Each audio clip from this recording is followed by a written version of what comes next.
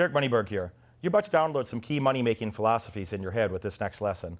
And once you do, go to moneyberg.com and let's accelerate your success even faster. In the background in my life, I was a misfit kid. I was always in trouble for something. I'm a high school dropout. I was in jail when I was 17. I was back in jail when I was 18, when I was supposed to be in high school. And later, I got tired of that. I went to community. I took my little GED test. I got a little scholarship money for 2 free classes at my community college. And then I took them and I kept going to school. And I graduated there with highest honors. And I went to a good private school. Finished my bachelor's there, highest honors. Went to University of Chicago for grad school later. Had very good grades there as well, also honors. I didn't do that just because I wanted a job. I just wanted to, if you don't learn stuff, you just stay dumb. If you don't learn new things every day, you're stuck right where you're at. And about the time you stop actively learning every day, you don't get to stay there, just a decline. That was the apex, and then you start your gradual decline. You don't get to stay in one spot. You don't get to just stay there. It's like, had good grades. My business was doing pretty good at that time. I haven't had a job since I was 19. I quit my last job when I was 19. I grew up poor as fuck, so no, I don't have a trust fund or something like that. My father was in prison through my childhood. My uncle was in prison through my childhood. I'm not competing with you guys, by the way. You all have your own fucked up story. I'm just giving you a couple bullet points about mine. Maybe one of you has your own fucked up story. Some are a lot worse than mine. I just thought it sucked. I was very disappointed with my childhood, and I wanted to go do a lot better. And if you guys aren't disappointed with your current situation, you're not going to do any better. You're stuck right there, and you're just trying to start your decline. You're just going to start that decline. You don't get to stay in one spot. My business partner, my primary business partner, one from real estate, he came and talked at my business conference in New York a few weeks ago. Used to play in the NFL, made a lot more money in real estate than he ever made playing football. But he had a great coach. You guys know Jimmy Johnson? I'm not a sports guy, but a lot of guys know who Jimmy Johnson is. He's really a legendary football coach, So my buddy won 2 championships with him in college, before Jimmy was an NFL coach. And he says that all the time. He mentioned that, I've heard him say it many times, but he mentioned it a couple weeks ago at my business talk, is, Jimmy would say that, you don't get to stay in one place. Every day you're getting better or you're getting worse. You're not one place. You're either getting better, you did something today to make your life better, or the default is it just gets worse. If you didn't do something to make it better, it got worse. And if you don't know that, it's not because it didn't get worse, it's because you're too fucking stupid to realize the reality that if you didn't proactively make it better and you don't know what that was, it's getting worse. You don't want to be in that spot. It's not a good place to live. A lot of people live their life like that. People spend a lot of money on entertainment. They spend a lot of money on entertainment and distraction area shit so they can pretend that that's not true. It doesn't make it untrue. It just means you're distracted and you're going to get less done. And you kind of put yourself in a delusional state where you can be distracted and ignore the reality of your life situation, of that better or worse scenario. It doesn't change it. It just means objective reality is going to persist longer than your delusions, longer than your distractions. And you accrue a debt in the background of the opportunity cost of what you could have done, but you weren't doing. The relationships that you failed to create, fraction of what you could have been, fraction of the fun you could have had, fraction of the money that you could have made. Money just means freedom, by the way. All that money buys, the 2 great things that money buys you is logistical convenience, that you can go places that you want to go and do things that you want to do. Make sure you don't have to spend time with assholes you don't like. I think the biggest gift of money is that I don't have to spend time with people that I don't enjoy. If I don't enjoy my time with those people, and it doesn't matter how much money they have. When you feel like you have enough money, you do what you want. You get to go where you want to go, spend your day doing the things you'd like to do instead of some fake ass shit that you feel like you have to do. So anybody here that doesn't like money? Is there anybody here that doesn't like money? I'd rather be, there's a dumbass here somewhere who, identify yourself, dumbass. They say, I'd rather be happy than have money. Is there one of those? I don't believe you. You're just not raising your hand because I put some pressure on it. No, there's some dumb fuck in here. You know who you are. You know who you are, numbnuts. You know you were born from your mother's ass. She told you the story how you bumped your head on the way out, you fucking turd.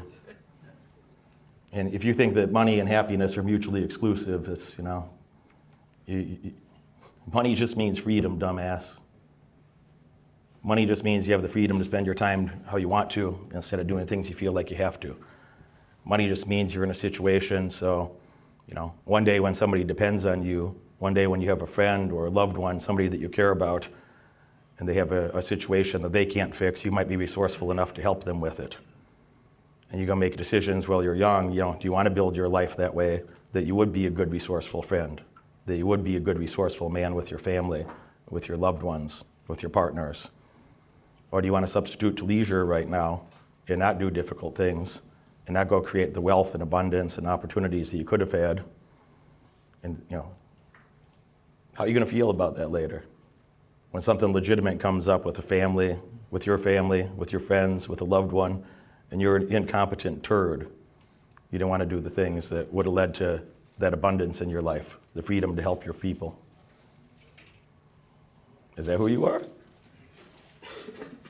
You get to decide. You get to vote with your actions every day what kind of life you're going to live, where you're going to be. Just a couple thoughts. If you want an extraordinary outcome, you're going to have to do something extraordinary. It's just like the world is not so insane to go highly rewarding people who don't do shit. So, I try to help those people. That's why I say here. I come here. I say it's like triage. It's like there's few people here that are serious. They want to help themselves. I can't help somebody that don't want to help themselves. If you don't love yourself enough to invest in yourself, no wonder other people don't like you either. So I started with books because I was poor and dumb and I didn't have anything else. And one more point I was gonna make is like the reason I was fucking in trouble as a kid, I was always suspended from school or, I went to jail a couple times as a teenager. Always for violence, by the way, Why? I just, I was in a rough environment. I didn't know any better. I didn't have somebody to say, hey, dumbass, come over here and do this shit instead, you fucking fool. And I probably would have cursed at them if they said that to me, but if they said it a second time, I might have paid attention, I'll tell you one more note. I'll tell you, a mentor that I did have. This is a true but ridiculous story where I was in jail the second time. I was 18. I was supposed to be finishing my high school, my senior year in high school. In high school, all my grades were like an A or a D. So if I enjoyed a class and I participated, I had an A in that class. If I just wasn't too engaged with it, I'd kind of, yeah. And teacher would usually give me a D. I deserved an F, but teacher would usually give me a D because I had this fucking kid, and they fucking pushed me along. They didn't want to fail me out of the class because they knew I was pretty smart and some other circumstances in my life, so they were lenient on me, which is, I don't know, probably it was a good thing overall, but I got some D's that it should have been F's. I didn't deserve the D even, Any case, when I was locked up, I was 18, I was 17, and then I came home, and then I was locked up for 3 weeks, came out on bond, and then went to court, and I had to make a decision at age 17. I guess I just turned 18 by this time. At age 18, I had to make a decision. Do I want to go back to jail for 10 weeks, in which case they'll drop one of those charges entirely, and they'll reduce the other one to a misdemeanor. And I don't have any felony convictions as an adult if you did that. Or do I want to just not, skip that jail part and have my couple felony convictions? And that's a decision where I had to make, was like, well, do you believe in a brighter future for yourself where you want to go do something else or be somebody else? Or are you just going to go down a path, like my father, like my uncle, like a lot of other people that were around me at that time? There was a time I grew up very, poor by American standards. I've been to third world countries. I know what real poverty looks like. It's something very different. So I understand, and I don't mean to belittle them or disrespect them, telling a sad American story, But I probably objectively grew up in the second or third percentile of American wealth. It's pretty shitty. It's quite shit. I really disliked it. And because you're around people like that have that type of a scarcity mindset and very narrow vision, scarcity of resources, etc. I had those thoughts too for a long time, through most of my childhood. And I mentioned to him that there's a time in my life where I wouldn't have done anything if I didn't know how much money it was going to be worth. I didn't want to do anything. I wanted to know what is the return. If I did this, what is the guaranteed return? What is it worth? Or then I was smart enough to understand expected value instead of guaranteed return or things like that. I don't think that way now. If you had enough, and there's plenty of people around LA that have a lot more money than I do. Okay, I don't have to work another day in my life. I'm gonna have a very, very comfortable life. If our country doesn't, if the U.S. economy stays strong for the rest of my lifetime, I don't need to make any more money. I'm just talking about the security part of it. If we don't have a default in our country where we're taking over in a military conflict, then I'm going to have a very, very comfortable life. I'll do whatever I want, fly wherever I want, eat whatever I want, stay in 4 or 5 star hotels. It's going to be great. But I felt like when I had those financial resources in order, which is my early 30s, I think 31 really, but I think I was 33. I was 33 by the time I understood that I was kind of retired at 31, but I just didn't know it at the time because I was too busy working yet. But I thought to myself, well, what do you want to do with the rest of your time? If you possessed the freedom to spend your time as you generally wish to, well, how do you spend your time then? I'm like, well, I'd like to go travel. I'd like to hang out with cool guys that I enjoy and that I respect and that I can learn some things from. We can go have some great adventures together. And then I thought, well, how do I spend my time right now? Well, that's kind of exactly what I do, ain't it? I go travel all around the world. I got great friends everywhere. Everywhere I go, people are, come to dinner, come to this. I got to have group dinners. I wish I had time for one-on-one.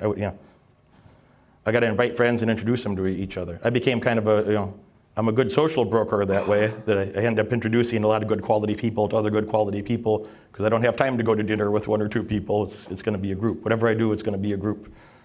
And this is a high quality problem. It is a problem, but it's a high quality problem. But it made me think a lot more, that thought from a couple months ago that I mentioned of like, oh, there was a time in my life where I wouldn't have done anything if I didn't know what the financial value was.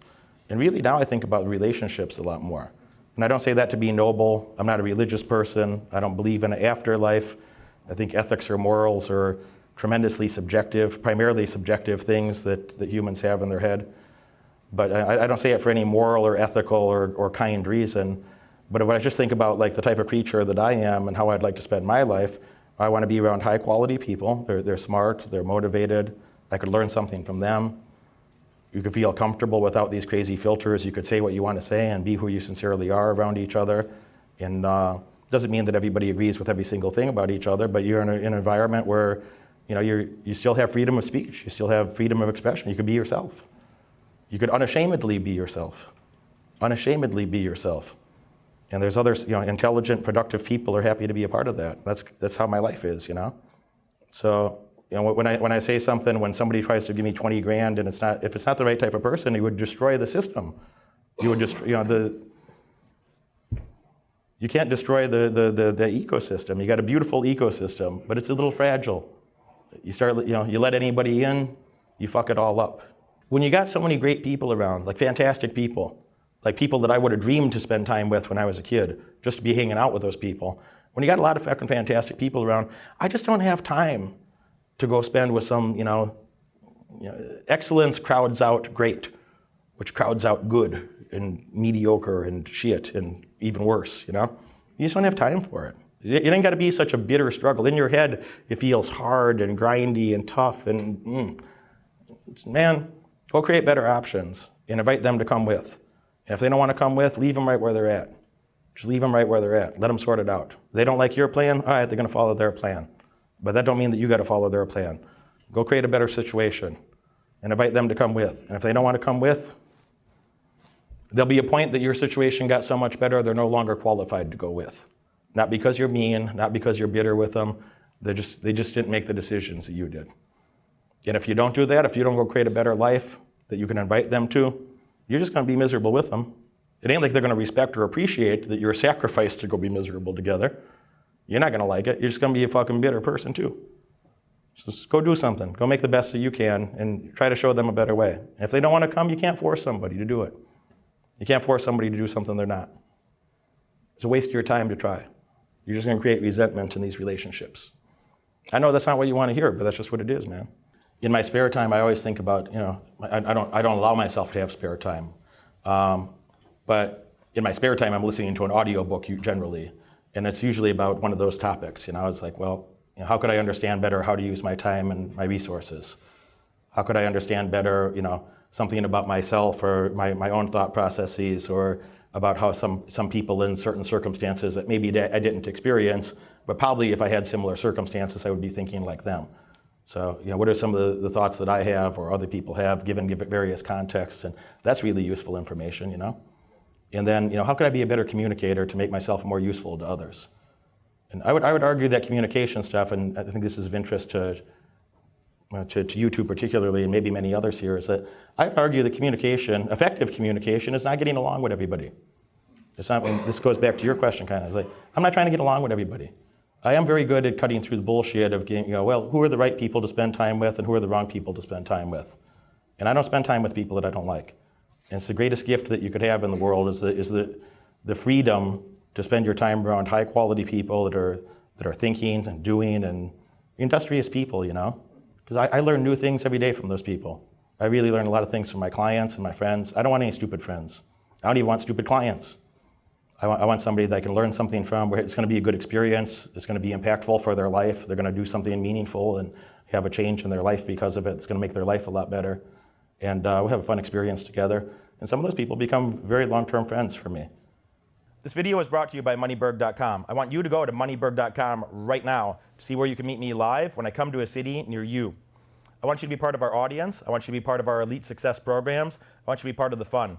Most importantly, I want you to ensure your success and your financial independence working with me while we travel around the world and help people live their dreams. Go to Moneyberg.com. Success is closer than you think. It's waiting for you there.